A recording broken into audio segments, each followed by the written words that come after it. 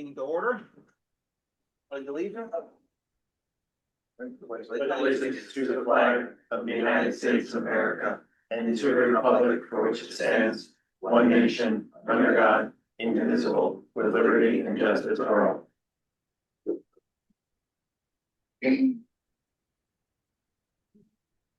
have a roll call. Ray Rogozinski, Director of Public Works, City of Bristol, here. You have the list, Kate, you're gonna run down. Yeah, I can run through the towns, and if someone is from that town, can you say that you're representing it? Is anyone here from Ansonia? Yes, I'm here, Mike D'Alessio. All right. Thank you for joining. Beacon Falls? Bethlehem? Bristol? Here. Cheshire? Here. Good morning. Morning. Anyone from MetroCog? Okay. Derby. Condat? I see Matt's I'm online. here. Hello. Morning, Matt. Morning. Middlebury. Next door. Here. Morning. Naugatuck? Jim? Yeah, I'm here. Okay. Okay. Oxford? Nope. Plymouth? Prospect? Seymour? Shelton? Southbury? Thomaston? Winner. Found one. Chicken dinner. Waterbury? Then Katerina. Great. Watertown? Paul Benevich and Jerry, I guess, is on. Jerry Lukowski, I'm online. Great. Thank you. Wolcott? Mark Presidento here. Awesome. Good morning. And Woodbury? Okay. Thank you. Okay. Moving on to the next item, public comment. Any from the general public here to speak? On Zoom or in the meeting room? Okay, And we did not receive any requests for comment. next item, approval of meeting minutes from June 3rd. Is there a motion to approve? So moved. Is there a second? Second. Any discussion?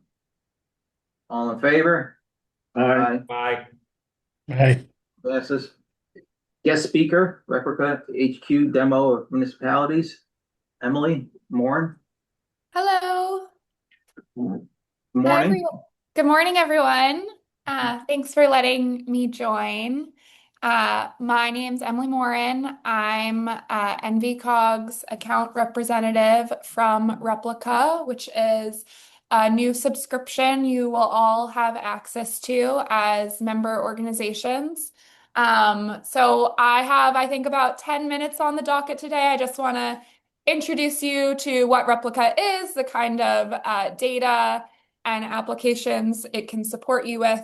And I hope my email will get attached to whatever gets sent out afterwards, because please feel free to reach out to me and we can set you up or other members of your team with a more formal training session. Next slide.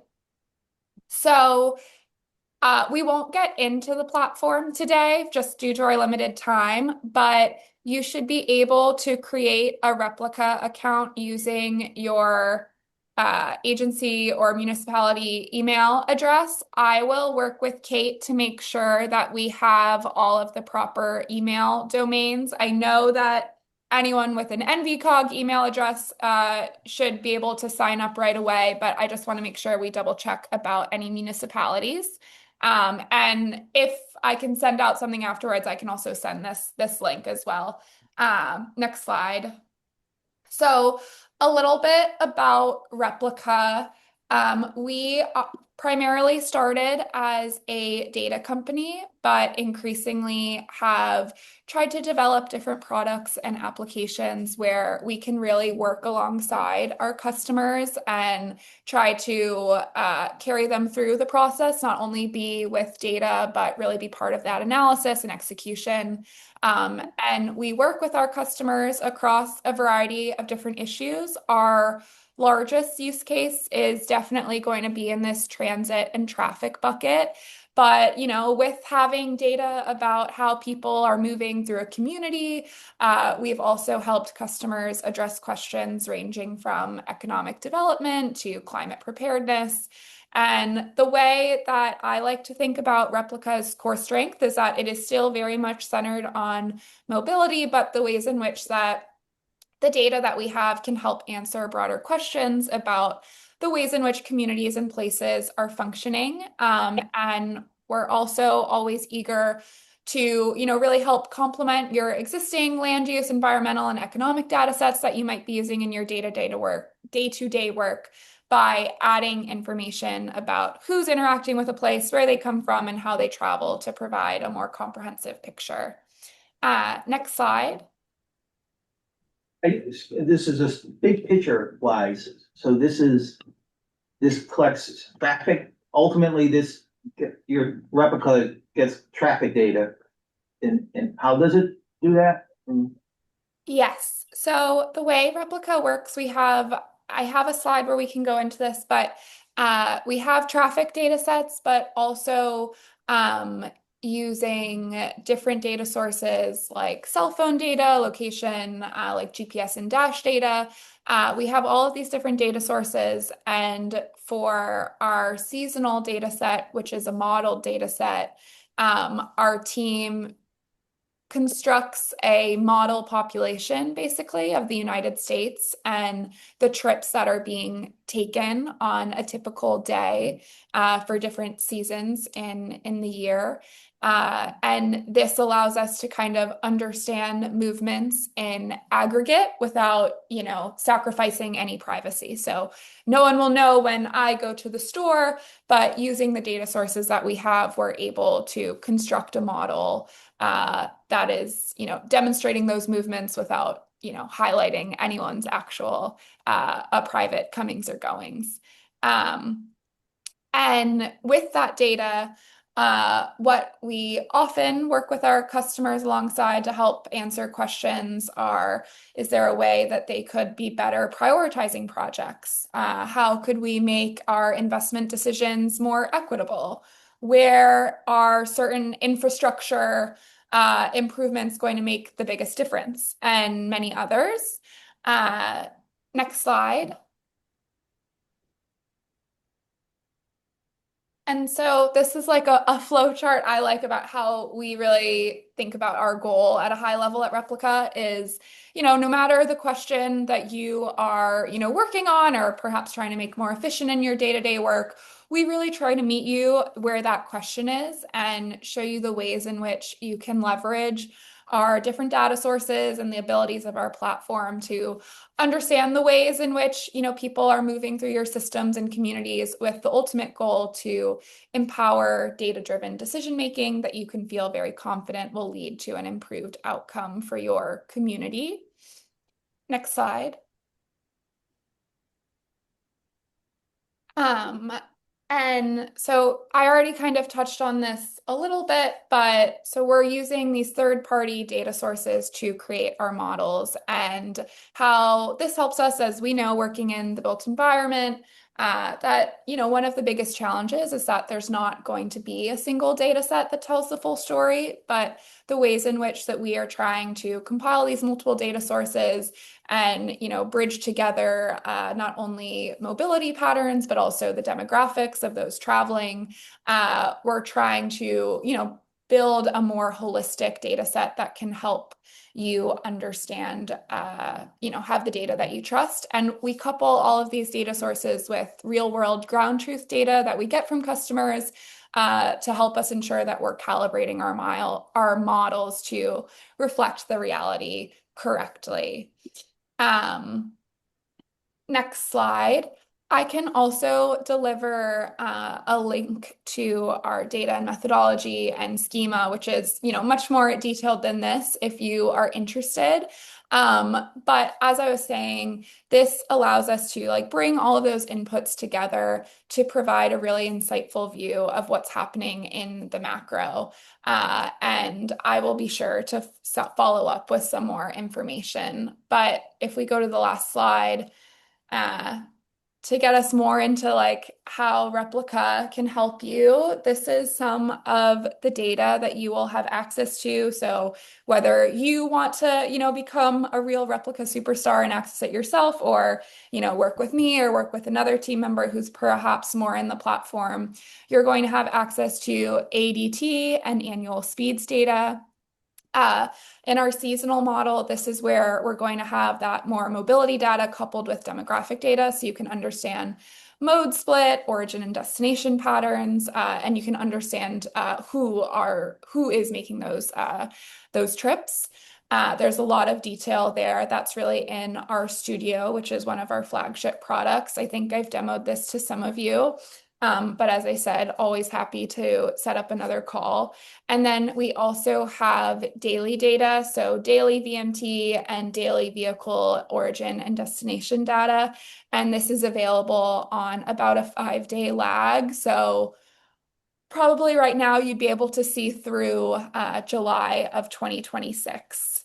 And we have lots of applications and a few other data sources, but this is what NVCOG has access to right now. And I think there's probably a lot of great use cases that we can get out of this, but eager to have some more conversations one-on-one with all of you to understand what your current priorities are and the ways in which Replica can help support.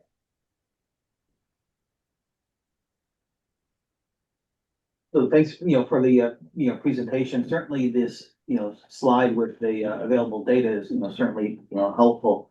The, I guess this is a question, and a while back, one of my engineers contacted you. Were they using Replica?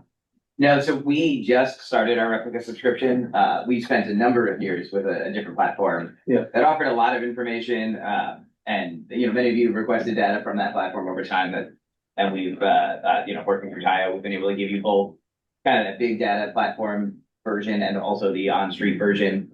After a really extensive process, Kate and her team did an analysis of all of the different softwares that were out there and decided that Replica was going to offer us more information and thankfully also at a better price. So it worked out great for us. And so Replica is going to replace that other platform we were using.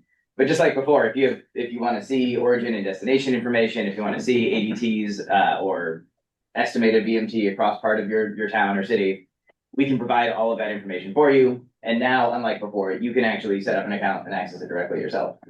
So similar concept, but slightly different than what we had before. Yeah, I'll just add to that. So just like what Rich said, you can request this data from us. Tayo and Anthony are pretty much the two on our team that will take your request and can get information for you. But unlike the platform we had before, this has unlimited licenses. So if anyone on your team or yourself actually wants to set up an account and have access to the platform, you can do that. It doesn't cost any extra. It's included with the software. Not saying you have to do that, but it's there for you. So you have access to this. But otherwise, if any of this information is interesting, or if you are looking for a use case and you are curious, send it our way and we could try to find some information for you. Replica is very responsive. The team there, we can send it to them. They can help us find the best way to get those answers for you. So we can also do demos with you or your staff if you ever want to learn more. So that's why I appreciate Emily. Thank you for taking some time to give a little more detail on this because we are trying to use it to the best ability that we can. Now, if it, does have any value to any, other committee members, or certainly share what, Bristol, as previously analysis performed. And once again, kind of pick up on what, Rich indicated. Certainly there's, multiple, providers of this and a type of data. And, so we had a trial, we checked out like 4 or 5 roads in Bristol. Then, we literally ran the same analysis based on the previous provider, so I guess now we'll do it with Replica. We wrote like a formal memo, we'll share that with you if it has value to anybody else, yeah. Yeah, we're happy to send that out to the full group here. You know, when we use this data for a number of different things, it is helpful for us as we're prioritizing long-term projects in the region's long-range transportation plan. Just to understand where are people coming from and where are they going? What does the volume look like around? And then now with speeds data, this is going to be really helpful for us. One of the things we're looking at as we put together a high-risk network associated with our Vision Zero work is just the difference between speed limits and 85th percentile speed, which we now can see for the whole region really easily. Now, So when there's a we, lot of that kind of use case. and once again, not to get into into the weeds, but we, when we looked at, previous providers, we were even having an issue with average daily, traffic and, data speed. It didn't, some of the providers didn't break it down into like ways, they just lumped it up. Does Replica break it down into, both lanes? And I've used it a couple times. It does break it into both, one way and the other way. And it does that for volumes as well, if I recall. So Because your previous provider didn't. it did. You had to dig into it a lot more. I think Replica, they did a good job of just kind of showing the information like up front. With the previous provider, yes, you had to get it. You had to like export it. You had to like dig into your Excel sheet. You had to like sort by time with all sorts of stuff. Replica, there's just two lines. You hover over it with your mouse and it tells you what it is. It's a lot easier and more accessible here. Any questions from committee members or anybody else? I have a question. So does it make sense to use this data set if you're building out a road reconstruction plan? So for example, I'll just give you a real life example in Thomaston.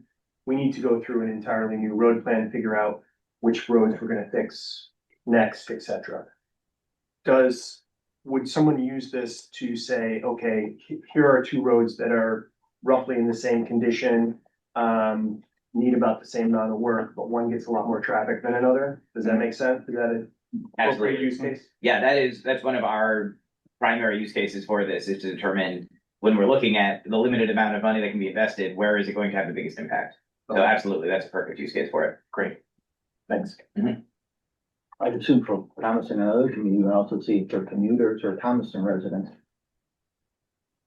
Yeah, you can do origin definition, how many people are living on the street versus how many people are using it as a through street. Yeah. There's a lot of that kind of information we can pull here. Yep. Thanks. We don't do that in Bristol, right? You don't let the Thomaston people come. Thank God there's a separate area code, it's different, it's tougher now with cell phones, yeah. Anybody? The traffic volume and speed data, is that on just the major roads, state roads, or is it? All roads. All roads. We had some minor roads, we had intersection issues and, yeah, okay. Okay.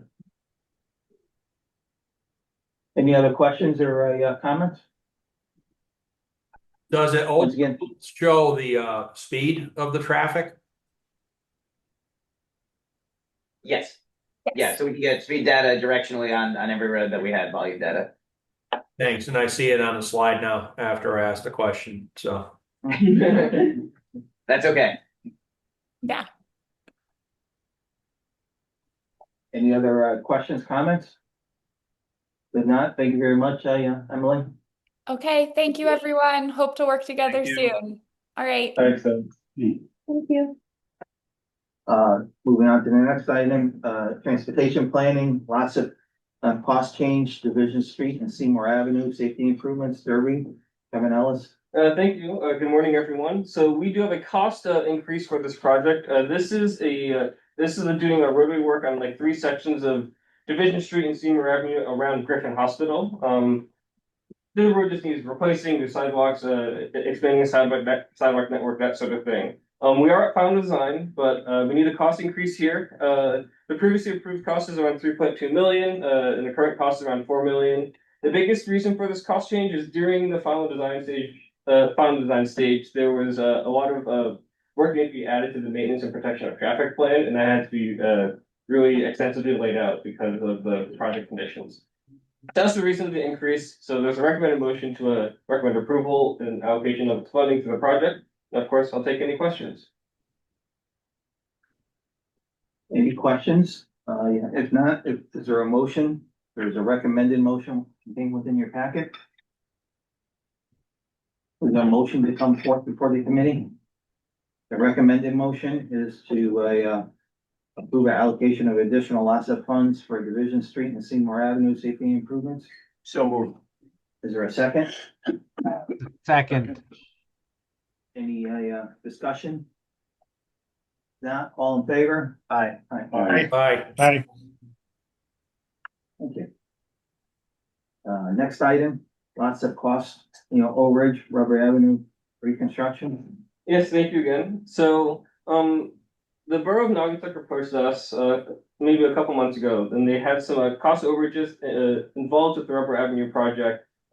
We took a look at the overages and we determined that these are not things that could have been anticipated reasonably during design and thus could only be seen during construction. So the big reason for the overages are on screen. We have extra municipal police officers that had to be out there for the extra work that was included in the overages. A lot of pavement items, the quantity had to be adjusted due to just construction sequencing. Some electrical conduit adjustments had to be made in the field after some coordination with Eversource that couldn't really be done beforehand. And as well, on one of the corners of the roundabout, the retaining wall had to be adjusted, and thus a lot of items were impacted that way. So the total cost of these overages right now is $740,000, and there's a recommended motion to approve the additional funds for this project. And I'll take any questions, and I know Jim Stewart's also online, and I imagine he can field some questions as well. What percentage of the project is this 740 related? More than 25%? It's less than 25%. I believe the total project was like a $10 million project, something like that. So this is, in the scheme of the project, it's not that big. Not that big, but painful. Yeah. And what's the current status of the project?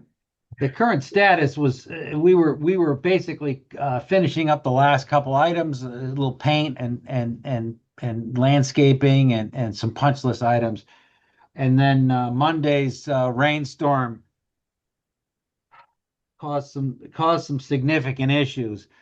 I don't know whether you can bring up an aerial photo, but we, as part of the project, we installed a 60-inch pipe crossing Rubber Avenue and tying into Long Meadow Brook.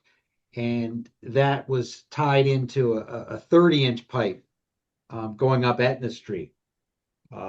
And during design, we requested that we could continue that 60-inch pipe or reduce size up Etna Street to tie into the drainage up there, because in the past we've had significant flooding coming from that section of town. To go ahead, we do have a grant now and have hired an engineer a few weeks ago to start design of extending that pipe up and connecting it up to hopefully resolve this problem in the future. But that 30-inch pipe upstream from our connection blew apart from the Monday morning storms in town and undermined the pavement all the way down. I don't know how many feet, 300, 400, 500 feet down to the next road on Rubber Avenue, peeling up the asphalt on the sides. So, we're looking at various other sources of funding. At this point, we may have some insurance coverage, which is surprising to me, but we may have that. So we may be coming back for something to you guys, but we're hoping not to have to. But we're also considering whether we redo that intersection now, or that section of road now, or do we just patch it together? But we don't know, the extent of the damage underneath the asphalt at this point. I mean, the road was so well put together that the water couldn't get up through the asphalt, so it just kept traveling under the asphalt all the way to the next intersection, where it turned the corner and came out where the bridge was. So very, very, very, disheartening. And of course, social media doesn't, they don't understand that it wasn't the project that fell apart. It was, you know, the infrastructure upstream. So, you know, right now we're replacing that section of pipe upstream that's clay up to the next manhole. Of course, you know, that clay pipe just keeps going. So, hopefully we can expedite the full repair. But that's not going to happen at the earliest until spring next year, I don't expect. Jim, how much rain did you actually get Monday? You know? I still haven't gotten an exact number, but we're figuring, you know, 3 inches in you know, an hour or something or less. Yeah, pretty good storm. But that's obviously a problem area in town. We had about 8 or 10 years ago, we put a section of 52-inch pipe up the hill in the kind of the middle of the drainage basin, you know, where we had water running through people's houses, regraded some roads, and had been waiting for a grant opportunity to get it down to the river.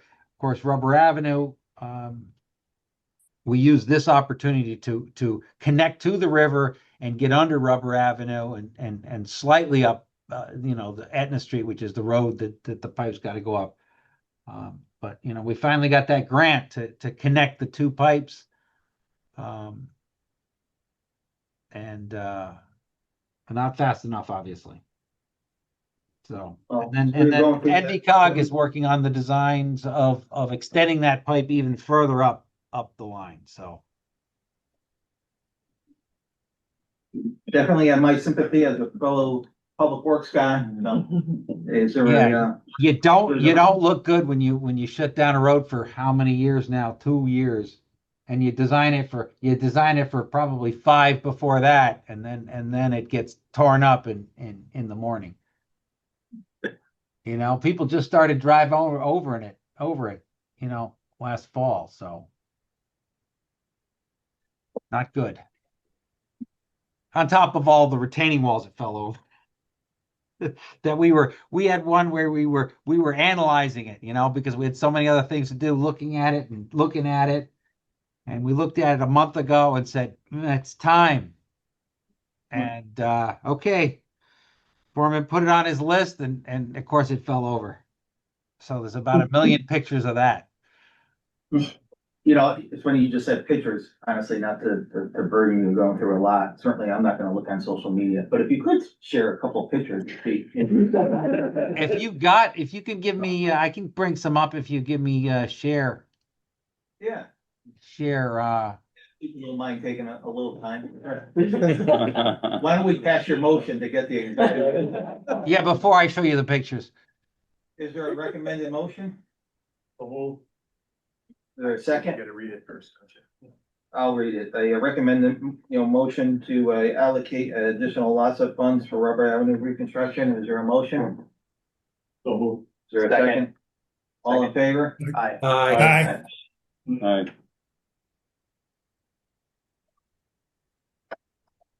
Did you send that up? Yeah, so Jim, you can share now. You should be able to. Okay, so I don't know if you can see that, but so there's Rubber Avenue going left to right, and Etna Street going up, and the 60-inch pipe goes right up Etna Street, and I believe the manhole's right there. And what we ended up doing, because there's of course, like everything, there's 2 gas mains running down the street, a water main going right down the center, and the sewer main going, 2 sewer mains actually, which we're not sure. So we had taken the 60-inch or the 30-inch clay pipe that comes down the sidewalk on the right, and tied it in to this catch basin. So that 30-inch pipe could go right through, and of course it had to take a hard turn to get into this 10-foot diameter manhole, 12-foot diameter manhole.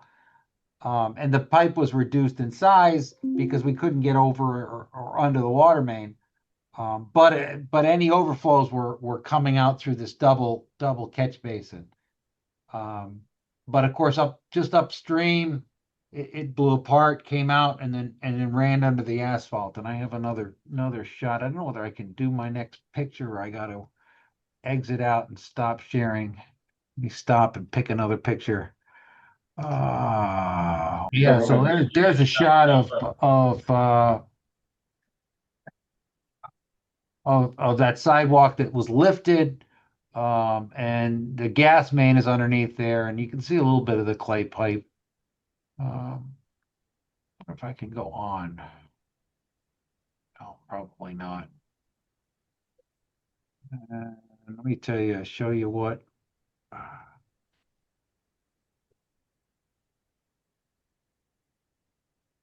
That's not very impressive.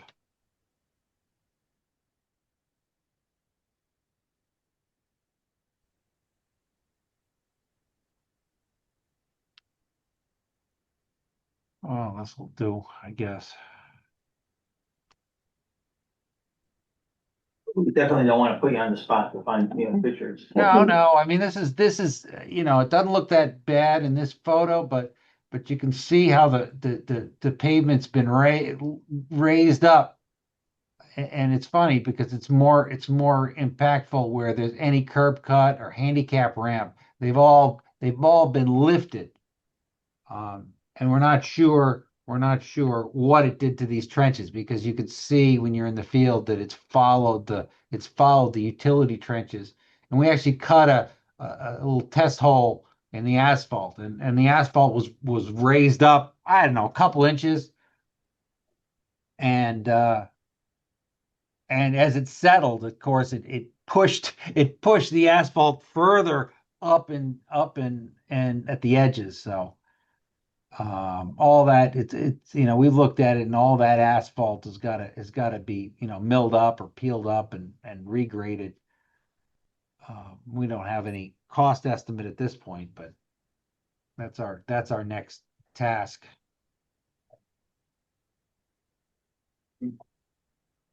Thanks very much for the, sorry you're going through it. Yeah, so I'm trying to come up with a solution to in the future. I was trying to think of some engineering solution to stop water from traveling underneath asphalt, and I was thinking about some sort of a cutoff wall or something that I want the contractor to install at the top of this pipe, ramp the asphalt down deeper so that the old asphalt is tied on top of the new asphalt. So if there's water coming down underneath the road, it comes up and up out of the upper asphalt rather than traveling down, because that asphalt was such good condition, it wouldn't break. Our old road would have just blew apart. When this happened a couple times before, it would just blow apart, and we'd patch a nice chunk, and then we'd be good. So, but anyway, thank you for your additional. Jim, we feel for you. I know I live about 2 miles to the north of this location in Middlebury, and it was about 4 a.m. in the morning that it woke me up out of bed, and I knew it's time to go to work to see how Watertown is. And I saw rain over the road in Middlebury that I'd never seen before. And of course, we watch for this stuff and hearing what happened to you. So I think it was definitely isolated to like Middlebury and Naugatuck. Oh yeah, I was watching the radar, and I was watching that stream. I'm like, my God, it's just going right through Naugatuck and just going north.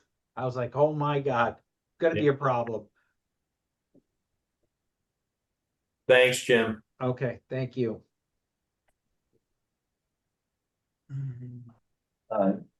Next item, ADA transition plan update. Yeah, thank you very much. For those of you who don't know me, my name is Joanna Rogalski. I work as a senior transportation planner here at NVCOG, and I'm also the main contact for this program. And just to give you guys a little refresher, this is the state of Connecticut Department of Transportation is offering free assistance to municipalities to help them comply with the Americans with Disabilities Act Title II requirements for self-evaluations of their infrastructure and the need for an ADA transition plan to address some mitigating factors, some factors that might need help with complying with ADA requirements. So this is a project that started in May.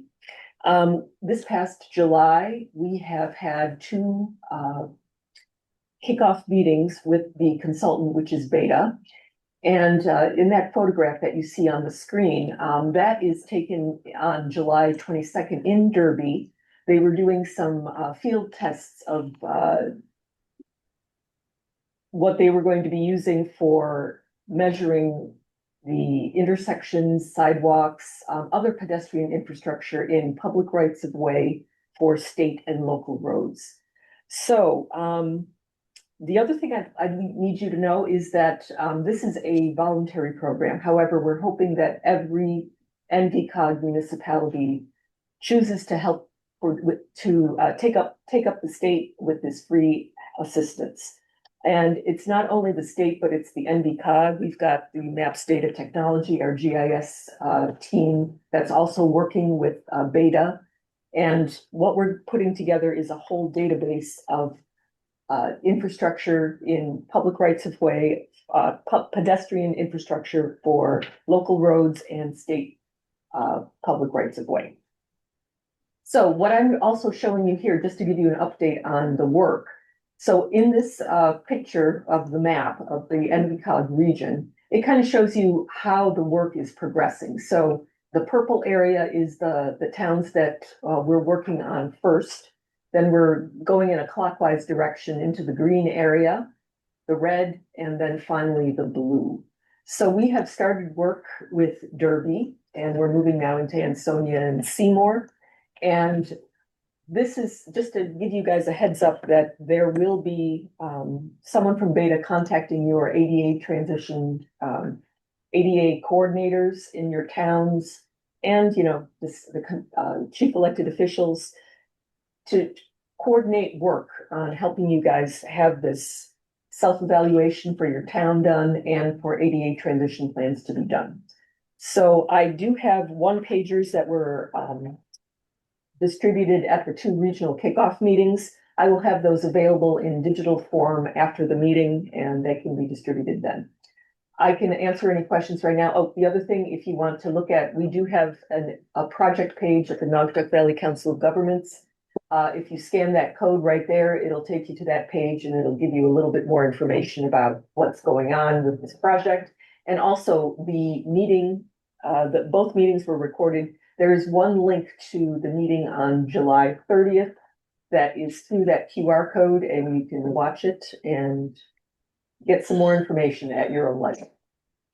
Happy to take answer some questions right now. Just the one question I had is more like a process question. For the ADA coordinator, which is designation for town, but I guess I don't know what my understanding is all municipalities have one. I assume they have one because they're required to have them.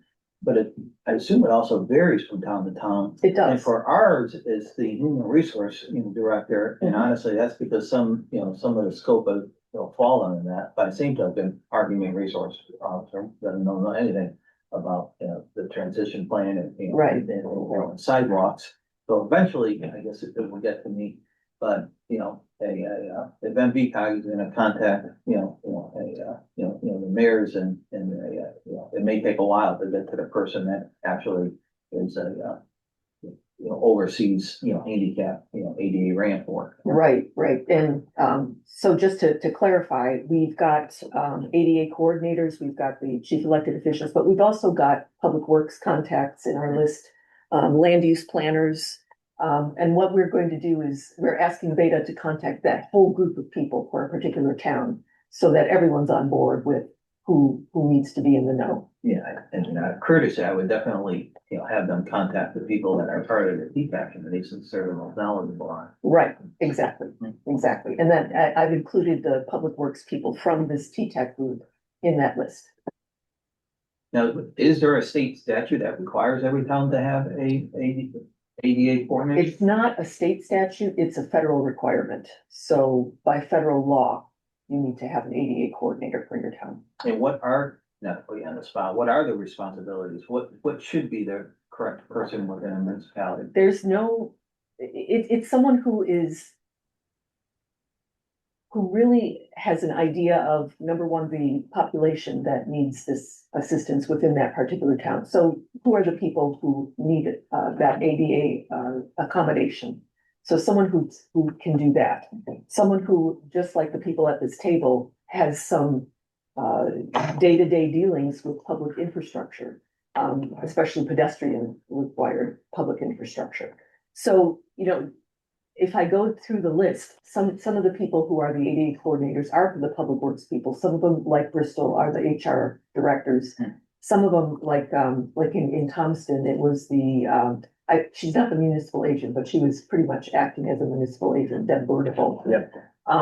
You know, and I believe Wolcott, that actually is the municipal agent, is that person.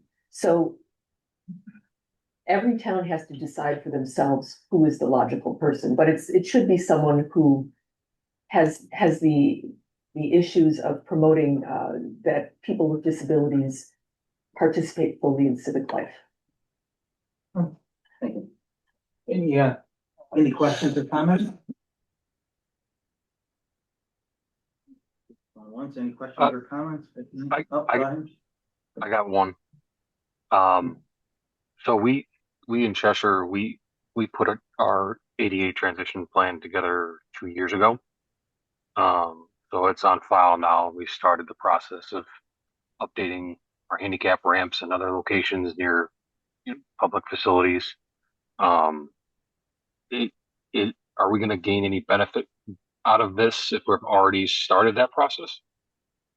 Yes, well, what it's also doing is we're providing extra help for you to map those facilities if you haven't done that already, and to keep that database updated.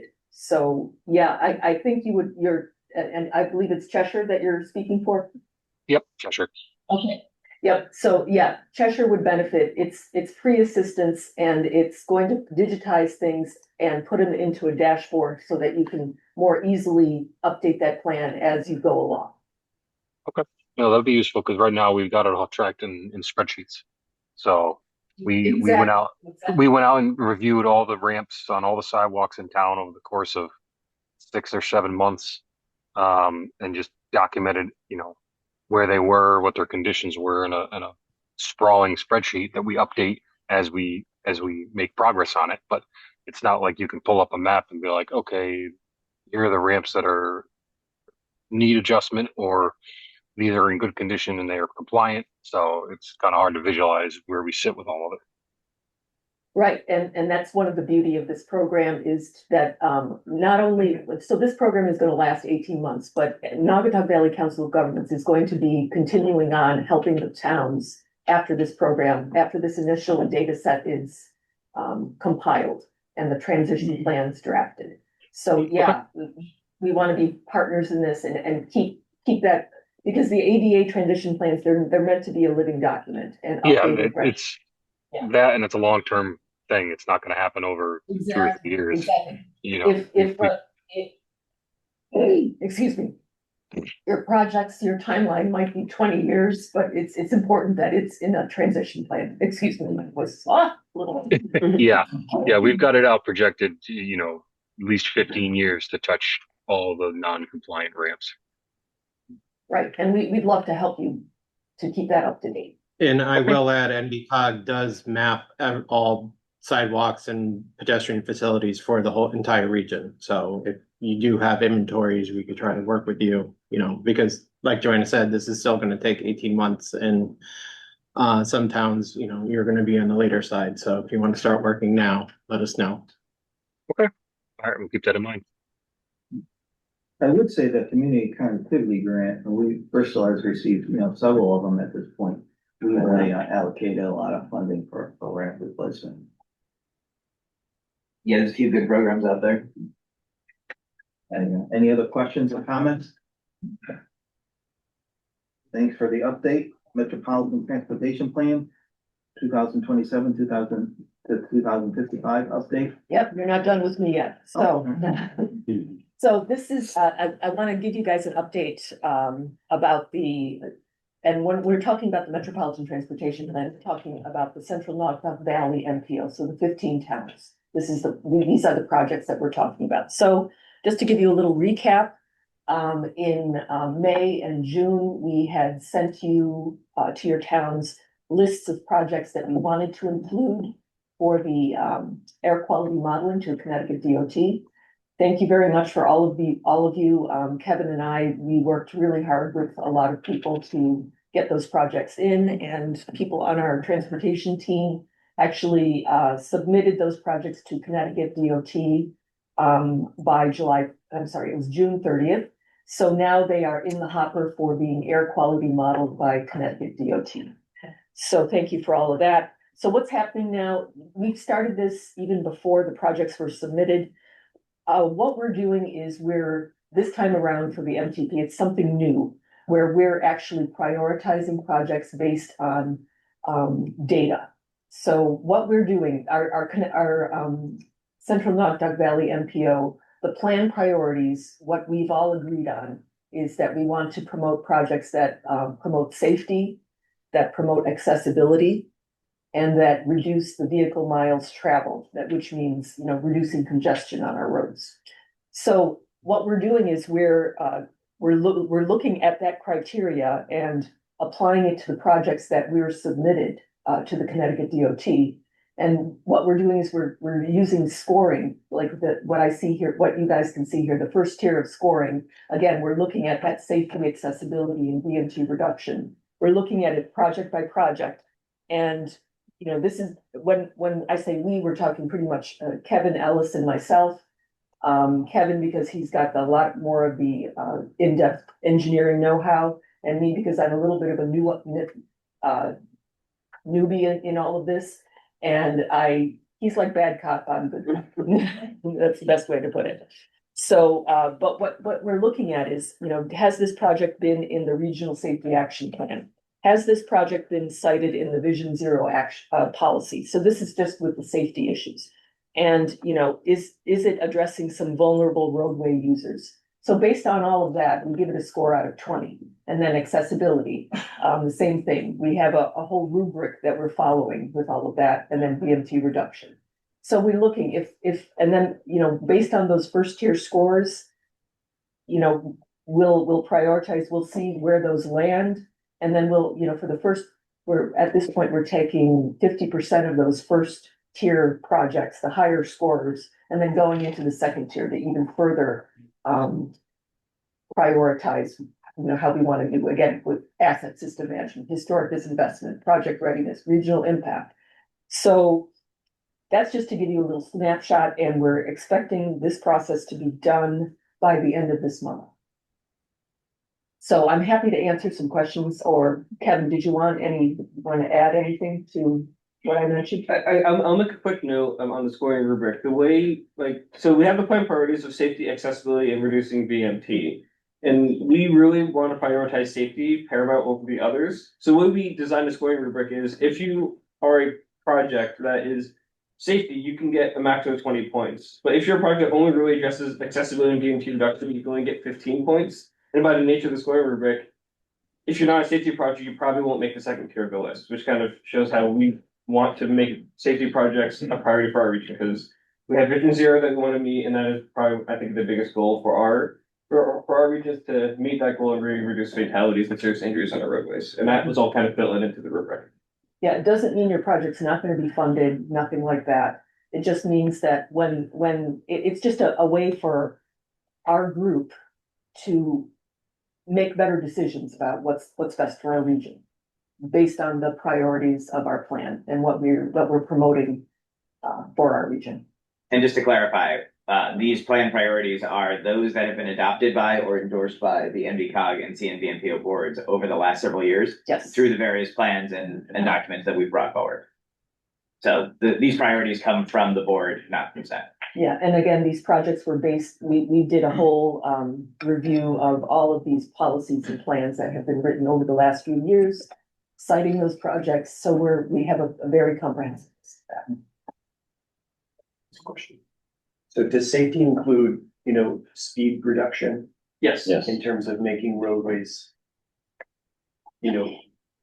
Really, The road diet. more difficult to speed up.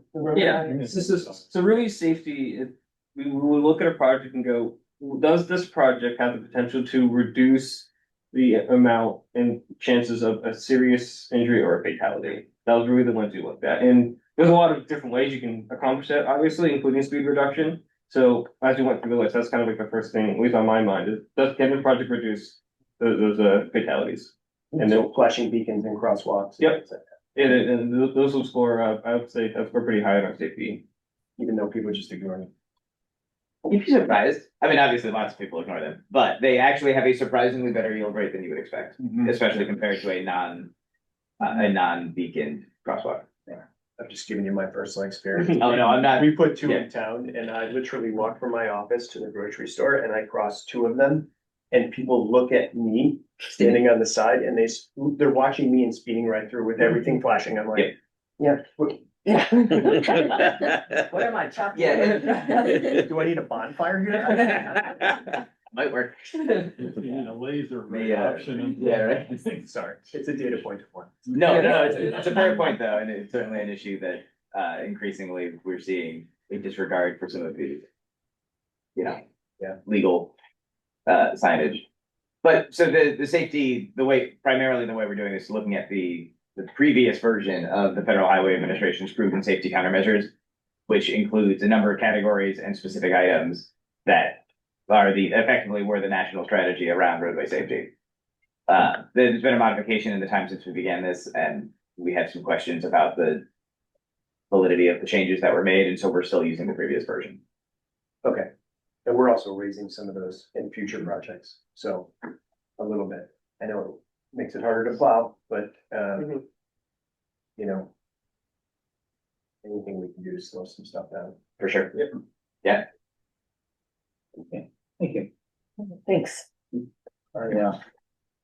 Lots of financial overview, Kevin? Yes, thank you. Good morning again, everyone. So I'm just gonna do a quick overview of where our Washington financials kind of sit right now and kind of how we're projecting in the future. So with the next slide, we haven't seen this in a little bit, but this is our chart that kind of showing our aggregate revenue and obligations by fiscal year. We go back to 25, a little bit of a historic perspective. But as you look at fiscal year 27, which we're in right now, we are anticipating this year that we will be running out of lots of funds in terms of immediate construction. We do get an allocation every year, as you can see in the step graph. And I see our programming goes above that. But if you recall from previous years, we have been over-programmed in the past, I think even for fiscal year 25, but that has not materialized. Project delays happen for all sorts of various reasons, more intensive design efforts, project considerations. So this is a sort of thing that's expected. So the over-programmed state isn't like a doom and gloom kind of scenario. It's something we actually enjoy having, really like having, because if you have projects get delayed, you can still kind of keep the program moving. You don't have money sitting around. So we still encourage all of our towns to keep. If you have lots of project ideas and thoughts, you can always reach out to us, get a pre-app filled out, and talk to us because we don't love to get it into this program. We want to see that blue line go even higher off the top of the screen. And then I guess I'll field any questions on this chart before I move on to the next one quickly. Looks like the allocation's been pretty much the same for the last whatever years, Kev. Yeah, so generally the idea was that the allocation would match the Surface Transportation Block Grants Urban Program, which has been relatively flat. There was a big bump to it with IJA in 2021. It's been relatively flat since. We are estimating it remains flat, although we don't know when the next transportation authorization passes, what that might do to that program. The current transportation authorization ends in September. It sounds like there's going to be a continuing like a stopgap funding resolution to carry it forward until probably December. Congress has said that they are committed to passing something new before the end of this year, although it's not necessarily looking great that will happen.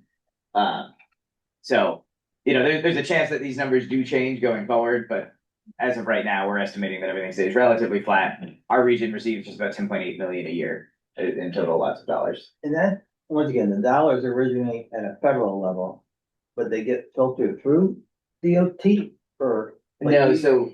Or what the appropriation is gonna be when the feds take action.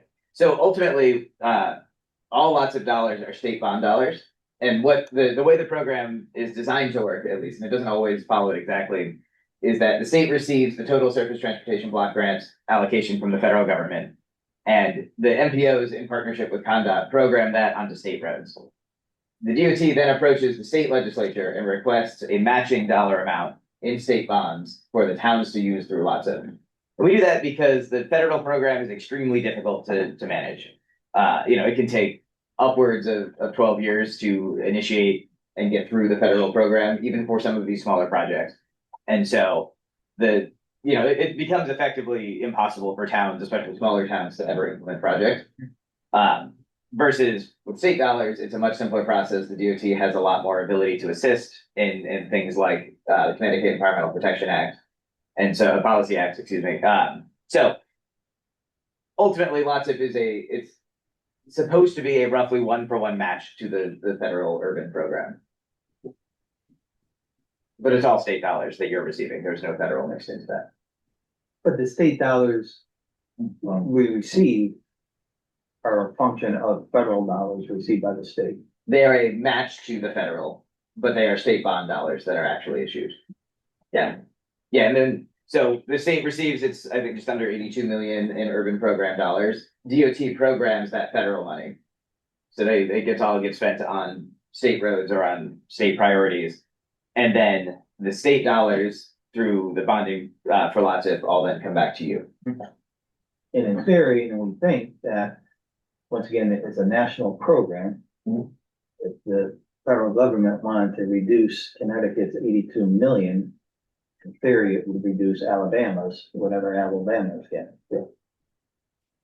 Theoretically, yes. And so surface transportation block grants are distributed by a factor of population and a few other factors. And the urban program is distributed specifically based on urban population, urban as defined by the Census Bureau.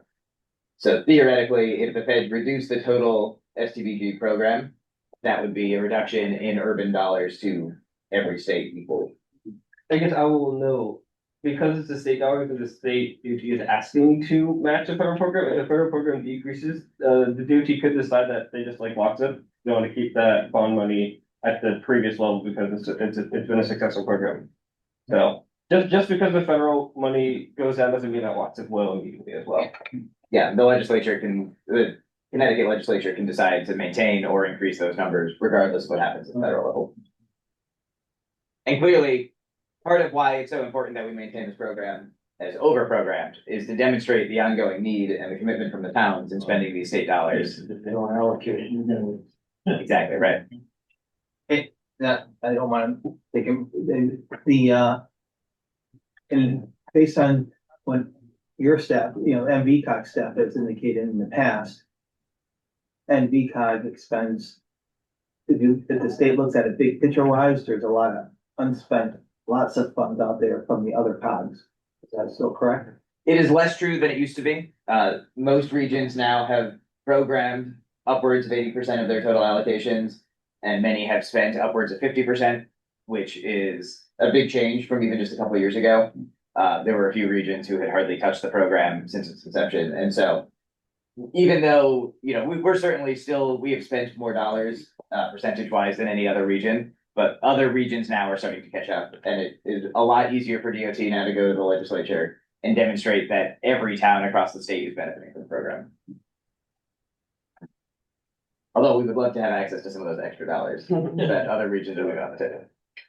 Once again, I don't find it. There's also, I think we were the first ones to do a LOTSIP project. In all fairness, it was a small project. It was, traffic, single video detection. I think it was like for $250, but I think just recently in the last month, someone finally asked for the money back.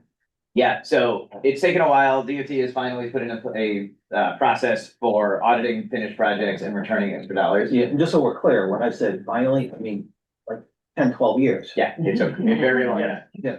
Yep. So for 10, 12 years, Bristol has been sitting on, I think honestly, we returned like 60 grand. Yeah, so finally now there is a process for it. We're working through the list of completed projects. As a region, we had just about 5 million in funds sitting in towns that had been unexpended from past projects.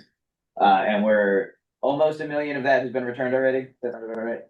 I know we've audited a number of projects, and I think the last update we got from the department was about 1 million. It's about 1 million. We've audited actually probably, we've started the audit process, I think, for about half the projects at least. So we're saying maybe like 2.5 million are like in the works of getting back into the department. Yeah. So finally, we're getting all that money back. And this, and once again, not that, for us, it was, as, Public Works, we sit in fair, and when we, auditors, can you come up with such and such a record, even like on this, we tell our comptrollers, don't purge the records, in all fairness. There's a lot of records in Bristol, I'm sure those records got purged, we don't even have to keep them for freedom of information for a certain, time frame. It's good that we even had what the DOT wanted to close out the file. Yeah, there are towns who have not, especially towns that have dealt with flooding and damage to public buildings. We've had a couple projects where we just had to, give what we had and work off of kind of the best case scenario, or worst case scenario, I guess. The records got destroyed and there was just no, some of what the DOT needed just wasn't there. In the meantime, you can just take the interest. In the meantime, yeah, we'll be interest for sure. Any questions or comments on the financial update?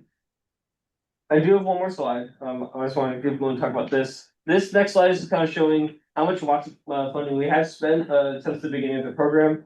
As you indicated, we had kind of a small projects in the beginning, but really started picking up, especially after 2020. Obviously, hard to build things during COVID, but after that, you can see our funding has really increased, and we're probably spending looks like around like 10 million on average per year. So we're basically spending our allocation and probably a little higher since we're getting over program. So these are great numbers to see, and keep them coming. Thank you. Any questions, comments? If not, protect update, Mark? Yeah, good morning. Good seeing you all. Just a quick brief update on where we are with our Protect project. As you may recall, this is a discretionary funding that we got from US DOT, and we're partnering with 3 other COGs in the state, Northeast, Northwest, and CROG. And the intent is to do a vulnerability assessment and risk assessment of local infrastructure due mainly to inland flooding. As you can see on the little graphic on the right hand of the screen, it basically has 4 parts to it: data collection, a vulnerability and a risk assessment, technical capacity building, which is going to be a real key deliverable of this project, is to allow you at the municipal level to actually assess your infrastructure going forward. And then we want to develop a adaptation resilience plan that will have all kinds of options on how to deal with at-risk facilities. To date, we got started in February, and our consultant ICF has done a great job getting started and really advancing work on this project. This is a list of things we've completed. We completed sort of a branding of the project. We posted and distributed an online survey and a survey to stakeholders asking them to identify at-risk areas as an initial part of the project. They've developed an outline for the plan itself, so we know exactly what's going to be included. We did put together a technical advisory committee. We've asked for up to 2 representatives from each COG in addition to COG staff. And we've held 2 meetings already to sort of introduce the project and sort of go through what we're trying to accomplish. One of the items that the TAC is looking at is to come up with the methodology for coming up with priorities and assessing the infrastructure. So that was a responsibility of the TAC. Right now, they're doing a sort of a desktop data collection. This is looking at previous plans, primarily hazard mitigation plans that each of the regions have put together, and they're going to be pulling that as an initial identification of at-risk and vulnerable infrastructure. They're working on a draft of a technical memorandum that's going to show that data. We should be getting that sometime this month, either mid-August or later in the month. And as I said, one of the real keys of this is they want to monetize risk assessment. Come up with what it's going to cost if these facilities are damaged or need to be replaced. And so that's something that the consultant is working on.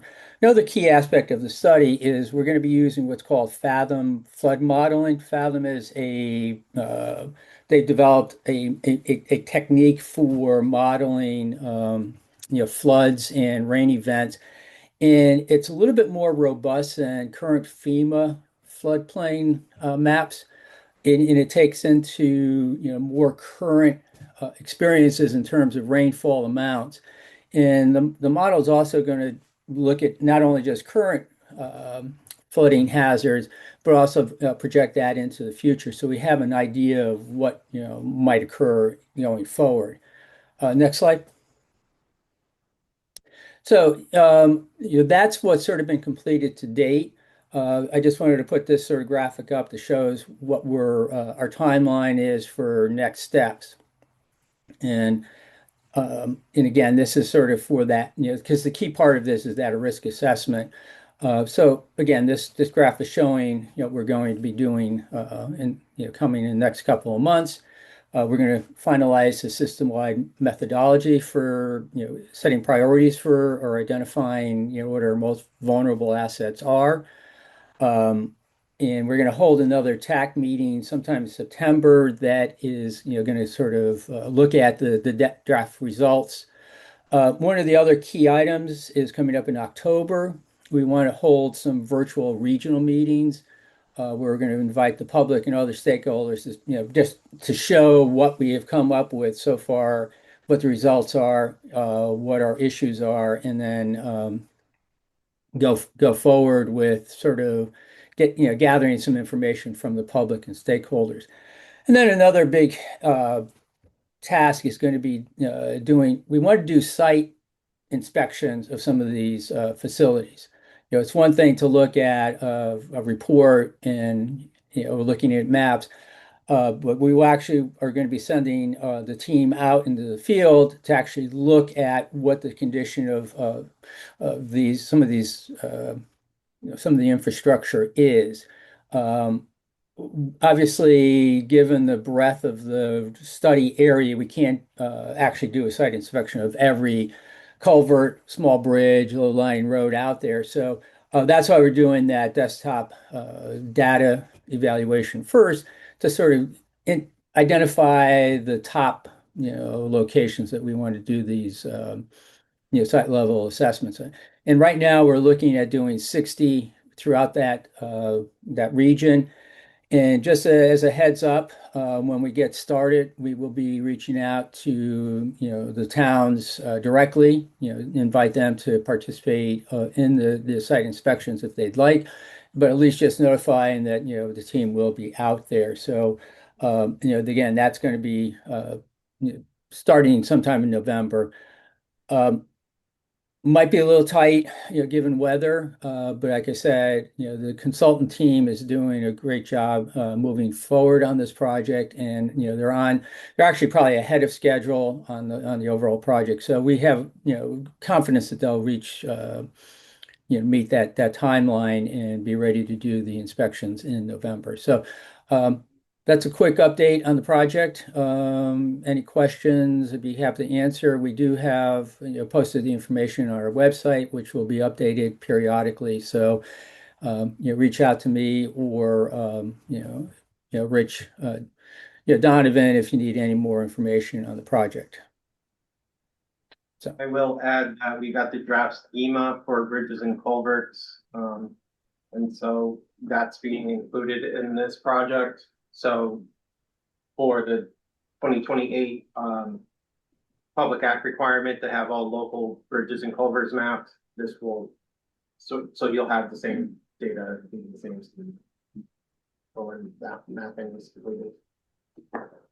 And when's that? Will you provide that directly to the municipalities or? So whatever comes out of this project will happen, but we got from DOT and OPM their a draft schema, so the set of fields and data points to collect for bridges and culverts. that municipalities are required to send to OPM every, or DOT, starting in, 2028. But to your question, yes, any data that we collect and any mapping that we do as part of this project will be available to the towns. Because, yeah, obviously we have a GIS system, you know, our bridges are not set up as a, I'm not a big GIS, like as a entity. Even for our asset management, we would love to have it set up as a asset. Well, at the end of it, will you give me a shape file that I can? Yeah, I can send it to Lee. Huh? I can send it to Lee. Do you already have that? No. Huh? No. No, that's one of the outputs of this project will Yeah, be, it's one of the outputs, and then we still have, it's, as Mark said, it's not doing all of them, so it's still a responsibility of the town to get them mapped. And NVCOG can help you do that, so app, mobile app, so you can do the collection if you need to. You can also hire an intern to do, use aerial imagery. Thank you. yeah, but obviously one of the goals here is to make every bridge and culvert in the region an asset on a GIS map.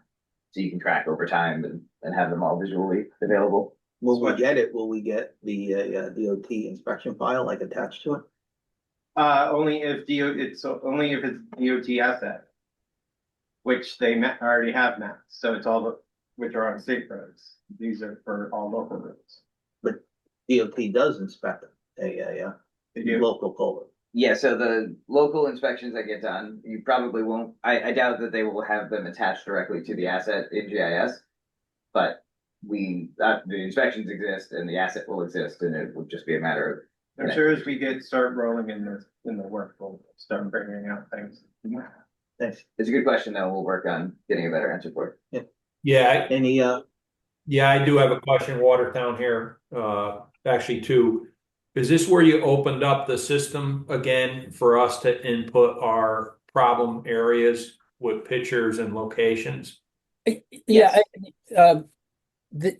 again, that survey, officially closed back in early July, but no, if you want to continue to add information to that survey, you're free to do that and, send it to us or send it to the team, and it will be brought into the project. Yeah, and I just want to check for Watertown, as I spent a good 2 to 3 hours on it. Mm-hmm. Submitted like 3 to 4 on each of the 2 that I submitted. Because I know there's some. Yeah, we got there was. Okay. And the second question, I'd like to echo if there's a way to connect the state DOT bridge reports on our local bridges, it would really help us out because they're hard to find and track and prioritize. Yeah, we'll work on that. Yeah, because the state is doing their own Protect project, and we're trying to, work with the department on, coordination. So the two systems or the two analyses will be sort of compatible and work together, and that, so we are trying to, and I think the goal eventually would be to merge whatever the state is doing with what we're doing. Thank you. Any other additional questions? If not, thank you. Moving on, environmental planning, floodplain management, Molly Johnson. Hi, thank you, Mr. Chair. As many of you know, I'm Molly Johnson, an environmental planner here at NVCOG, and I'm happy to announce our newly formalized floodplain management program. And not to make light of a hard situation, but we did have this on the agenda prior to the events of this past week.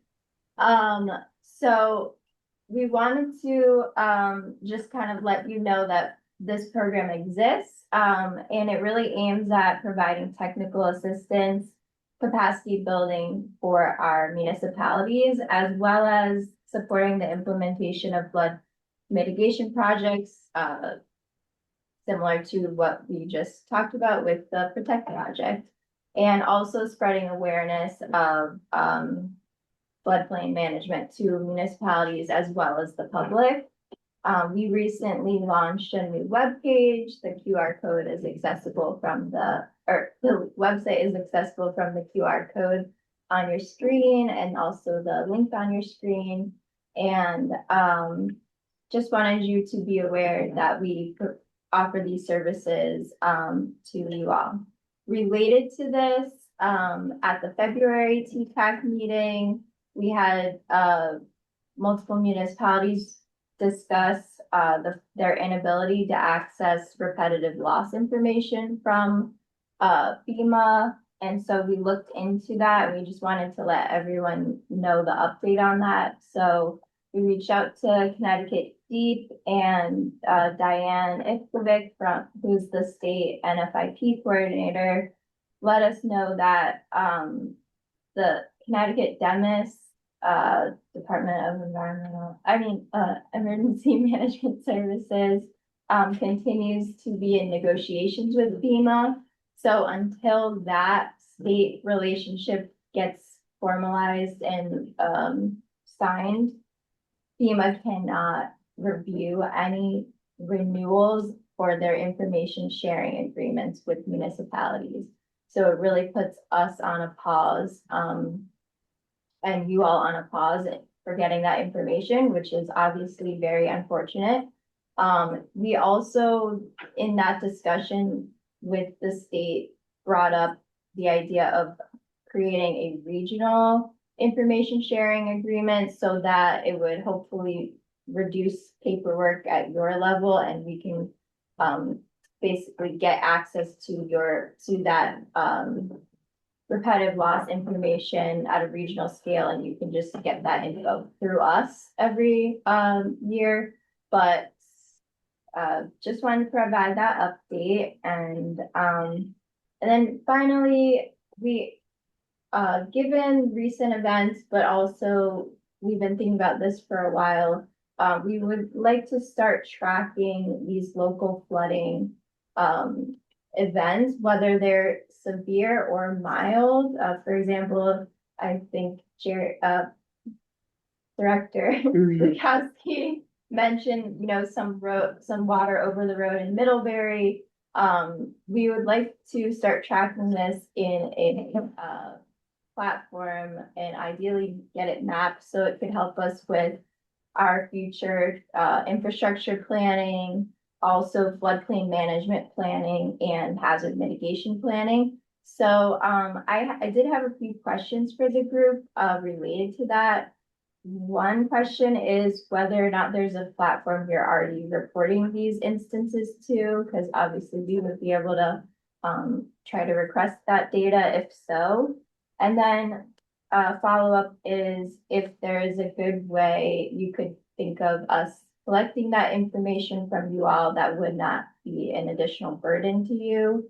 And then finally, if there's any events or instances you wanted to share with us to start that tracking effort today. Otherwise, you could reach out directly to me with a list or thoughts, but we really want it to be location-based and have to do with eventually mapping that out so we have easy access to these localized flooding events. Any questions?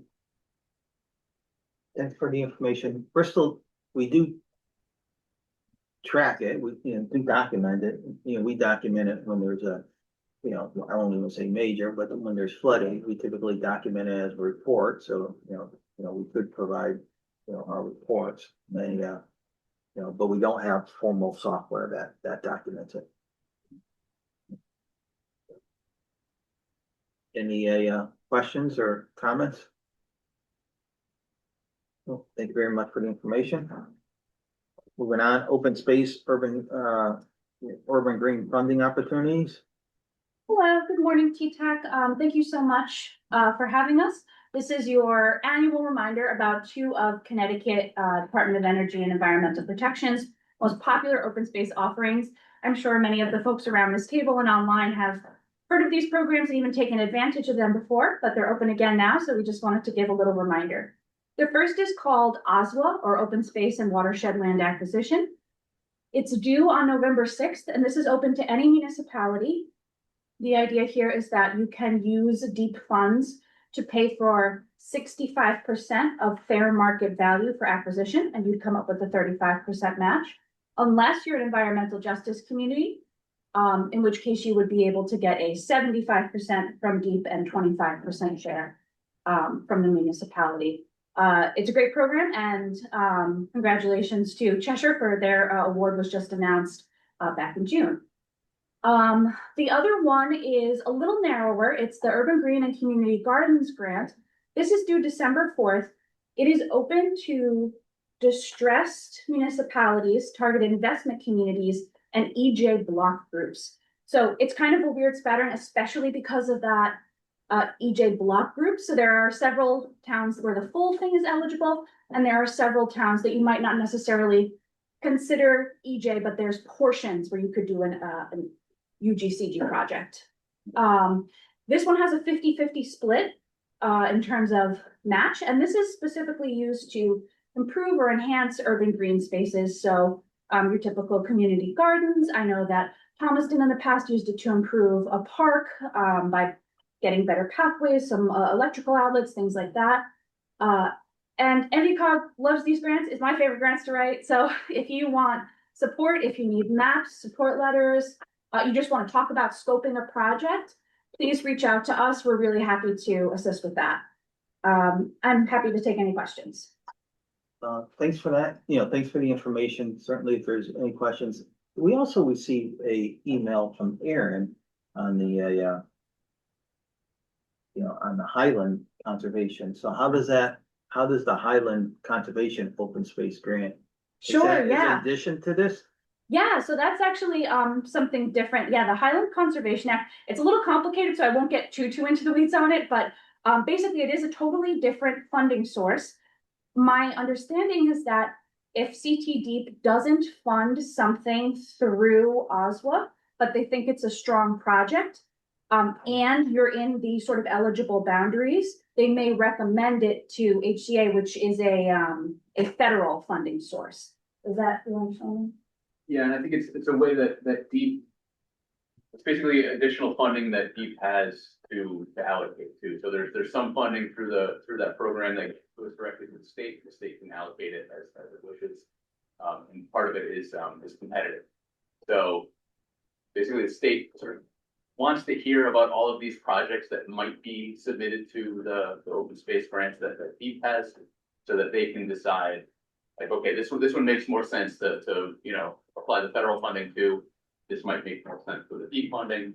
So basically, just a way that DEEP can make these open space grants go a little bit farther.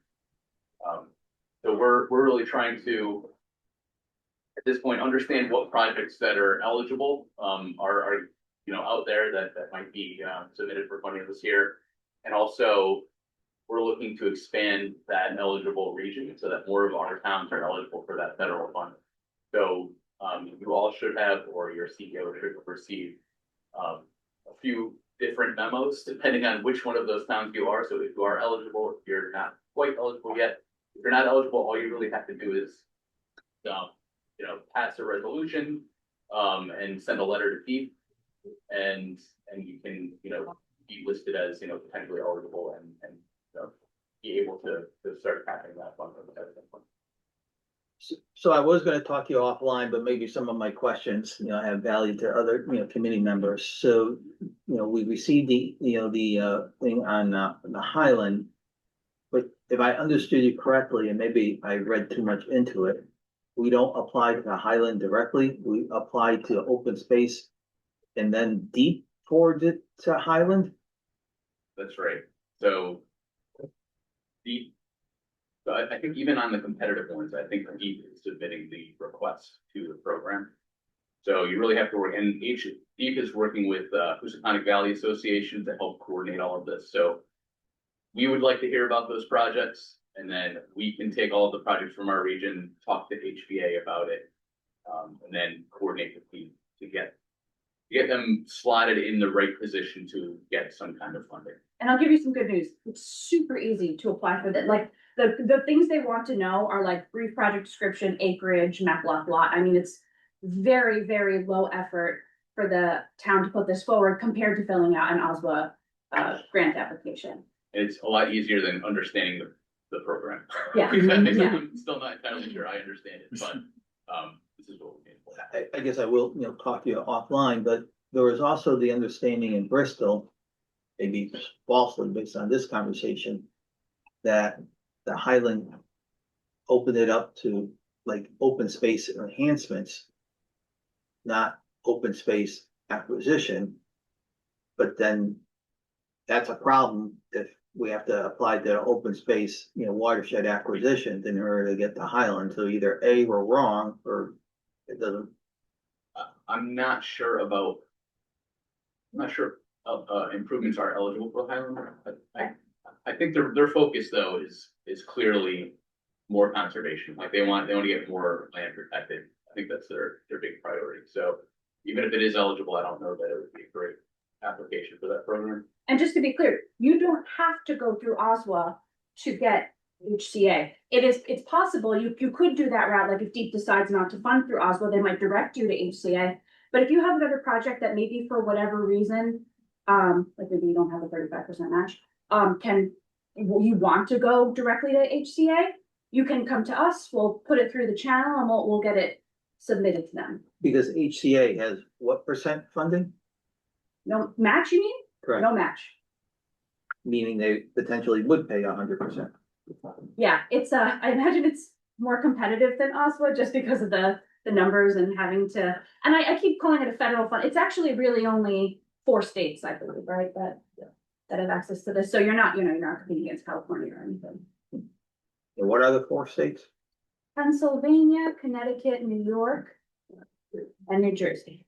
The Appalachian Highlands. So we wouldn't consider ourselves part of the Appalachian Highlands, but in this program we are. We'll take it. The trail goes through. Yeah, that counts. There's a few other, well, there's at least one other open space program out there that we can talk about offline that I think is really focused more on urban areas and larger population cities. Molly just sent out a memo last week to all of the towns about that one. So we can talk about that. That one does have improvements. That is improvements. Oh, it is a 50-50 match though, which, when we've talked to towns in the past, I think that's, it's a heavy lift. I don't know if you want to just talk for a second about that federal scale program. Yeah, you may have received, I don't know how far you got it, but you may have received an email in your inbox about the OLRP grant. And the deadline for this session of review from DEEP is September 1st. So it's quick, but it's almost like a pre-application to the state before they would send it to the federal program. And they also accept it on a rolling basis, but they submit their applications. They review them on September 1st annually. And I guess the challenges that we're coming across with the barriers, I guess, that you would maybe want to consider is a lot of the OLRP, most competitive projects seem to be ones that involve land acquisition or park expansion, in addition to like park infrastructure upgrades. So you can upgrade a park, but you're going to be less competitive than someone who's acquiring new land and then building a park. So something to consider. And then there's a little bit of nuance to like the eligible lands, but the biggest thing to keep in mind is if the land in question is located in a urban area, according to the census, which our regional viewer has a really nice way of looking at that, which is linked in the memo I shared, but I can also just pass that on to you if you wanted to check it out. And then using the replica program can help to justify for the more rural or smaller communities that have a population lower than 25,000 people. We can, if it's still in an urban area, according to the census, we can justify how that park would still be accessible to 25,000 people, given, the transit in our region, and people would still have access to the space. So these are just a couple of things to keep in mind, but, happy to take more questions. I guess the takeaway is if you have an open space project or a park improvement project that you're interested in, let us know and we can figure out where it would fit or wouldn't fit and help you with an application if it is eligible. And if, once again, if I can just volunteer, if I can just talk to you immediately after the meeting. Any other questions or comments? Thanks for the information. Moving on, miscellaneous, vice chair nominations. Anybody, any volunteers?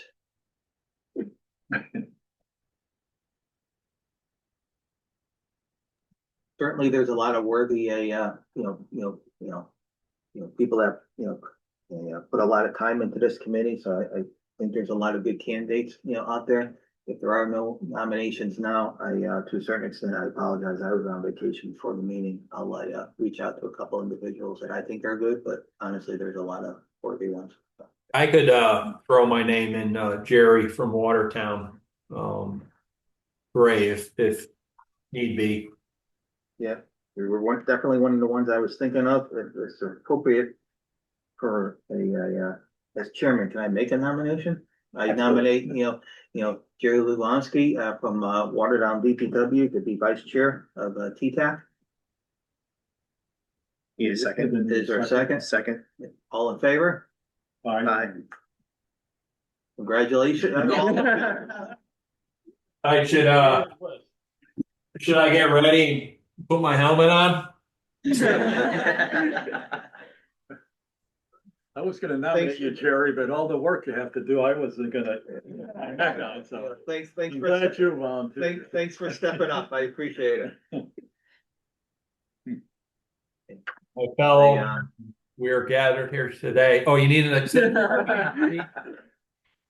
Essay on. Essay on. Next item, adjournment, if there's no, Motion to adjourn. Excuse me. Can I ask one question? Yeah, too? me too. I got a question. Go ahead, sir. You go first. We've been flooded. I don't say flooded, but inundated by bridge ratings. DOT, I guess, is reviewing our bridges, and they've given us notice of 2 bridges that now have emergency vehicle only weight restrictions that's stopping the fire department from going across them. One of them, I think, is probably well deserved. Another bridge I looked at and I saw no visual problems with the bridge at all. It still looks pristine to me. And then they haven't responded to me as far as, hey, am I looking at the right bridge even?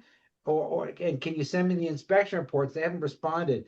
And then the chief, the fire chief, gets another bridge rating for a state bridge, which is right next to our roundabout. And they've reduced the weight rating. And this bridge didn't even have any signs of problems and never had a weight rating, and reduced it now to 5 tons for a single axle vehicle. So I'm just wondering if anyone has had any impact in their town. I haven't received any, letters, like, that from our mayor's office. We do have one bridge that I do get letters every now and then. I just haven't gotten one, recently. And of all things, is it's Down Street Bridge that we have been working on to replace. So not to make it worse for you, but my situation is I have gotten letters like that. We have a plan that, we believe is 100% complete, ready to bid, except that it's hung up in DOT, review. So I get letters from, one section of the DOT saying, reduce your weight. We have problems with the bridge. And then I continue to get, comments from the DOT, specifically traffic. I assume the DOT would say if the plan was okay, there'd be no comments, then I grant it's true, but so that's what we've been working with, honestly. It's just normally we get a review that says, yes, it's in disrepair and it's substandard and, and there's no weight limit. And you get a few years of that before they even put a weight limit on it. This is just all of a sudden, guess what? You can't run a fire truck over it. Everyone else can use the bridge fine, no problems. But emergency vehicles can't use the bridge. It's just. And I would say one thing, and I'm sure if it was just, obvious and not going to be resolved, every time DOT goes out, they always say, take one of our bridges that happens to be Frederick Street, and we get a notice, like that, really do the scouring analysis. But the bridge is on piles, so I resolved that by, indicating the as-built to DOT saying that it's on piles, and then they retract, the letter. Yeah. They haven't even sent me the inspection report, so I don't know. Okay. Good luck when they get to your towns. You're having a lot of fun, Jim, I tell you. Rich, I just want to chime in real quick. This is Matt Abbott from CTDOT. If you want to convene with Mr. Stewart and if you want to get some more specific details and then forward that over to me, I can try to get some more information. Great, thank you. Yeah, we'll do that. Yeah, that would be great because we did request some information and we got no, that's right. Okay. Yeah. But they were after me like, you got to put these signs up. You have 30 days. I'm like, yeah, I'll get the signs up, but they don't have any signs up on their bridge. Mm-hmm. I'm gonna have to write them back. It's been 30 days and you haven't put your signs up. So because I think it's gonna shut down a lot of traffic. Yeah, we definitely don't want to look hypocritical here, but let Rich know, give Rich the details, and then he can forward that to me and I can get the right people on it. Will do. Thank you. No problem. I believe somebody else had a comment that Yeah, Nick Sorg from Middlebury. Can you hear me all right?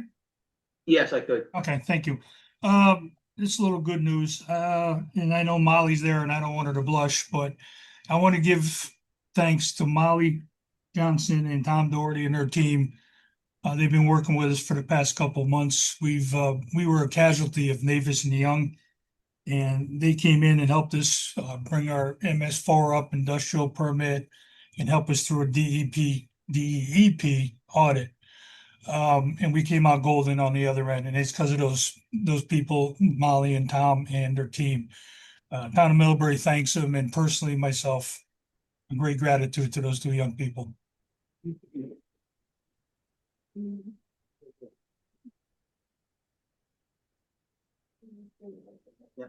It was great working with you, Nick.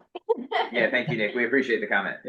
Yeah, you hear all the BS and all that kind of stuff, but Molly, I'm about ready to give her a key to the place. She has a home here. And Tom, now they really helped us out. Basically, they brought down Middlebury up to 21st century, and going forward, it should be much easier to do all this reporting. And like I said, it worked out very well, and we came out golden on the other end. And again, my gratitude to those people. I love them. Thank you. Yeah. Well, and that's always good to hear. We could end them now and end on a positive note. If there's a motion to adjourn, unless anybody else has anything else. Motion to adjourn. Second. All in favor? Aye. Thanks for your time, Jerry. Thanks for stepping up.